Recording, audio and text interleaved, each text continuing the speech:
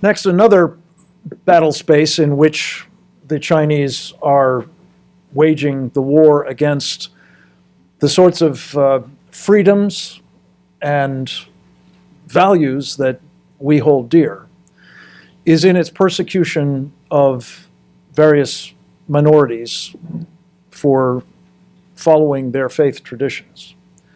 A man who has been a leader in protecting religious liberty, the co-chairman of the International Religious Freedom Roundtable, is with us, and we've asked him both to speak in his own right and also to convey some of the thoughts of one of our colleagues who, again, could not be here with us, Pastor Bob Fu, the president of China Aid and a former Chinese dissident. Please welcome Greg Mitchell. Thank you, Frank. It's an honor to be here, everybody. Like Frank said, I chair the International Religious Freedom Roundtable here in Washington. It's a safe space where we bring all the different faith groups together, and it's a place where we can all discuss problems that are restricting religious freedom, and then figure out how we can all work together to resolve them and handle them. And one of the top problems we've been focused on is religious persecution in China. It's so bad, it really is an effort to eradicate religion. Ambassador Sam Brownback, who we work with on a regular basis and coordinate with as much as possible. So it seems like the Chinese government is at war with faith, and that's exactly how we see it, and that's exactly how we're addressing it and working against it.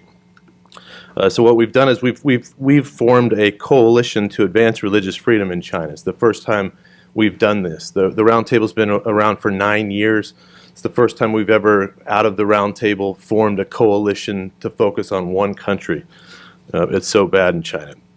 And the purpose is to bring all the persecuted communities of China together and bring them together, get them talking with one voice, get them working as one unified group to fight back against the persecution. Because people are not only being persecuted, but they're being detained, they're being tortured, they're being killed for their faith. We held our first press conference on March 4th. We had all the different faith communities together. We had China Aid with Bob Fu, who I'm going to read from his statement, Citizen Power Initiatives for China, Church of Almighty God, Falun Gong, multiple Uyghur groups, Tibetan Buddhists, all there working as one group. And the optic is they were all standing on stage as one group, and also we're bringing up multiple faith communities together with them, standing with them in solidarity.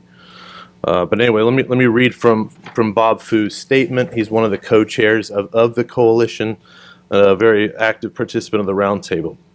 He says, on February 1, 2018, the CCP's new regulation on religious affairs took effect. At least 10,000 churches were shut down the same day. Thousands of crosses were burnt or forcibly destroyed. A few months later, with CCP's direct assistance in the Kachin minority area in Burma, the exact same thing happened. Churches were ordered to remove crosses or shut down. All Christian humanitarian workers from China were either arrested or handed over to CCP security officers for detention or simply deported. Friends, this is only a tiny example of the CCP's threat to the world. A few more points from Bob here. In 1997, he said, "My family were accepted as refugees by the United States due to severe religious persecution. At the time, the most hotly debated topic in Washington was whether America should permanently de-link the relationship between trade and human rights. In May 2000, Congress passed legislation to grant permanent normal trade relations with China. The State Department at the time reassured the American people that granting China this normal trade relations status and entry into the World Trade Organization would cost us nothing. We claimed that the positive change in China toward more reform would be inevitable. But Bob says it should be regarded as one of the worst decisions ever taken by a U.S. administration and Congress. It might have opened some trade doors, but with 1.4 billion Chinese without internet access, 1.5 million Uyghurs and other Muslim minorities in concentration camps in Xinjiang, increasing persecution against tens of millions of believers.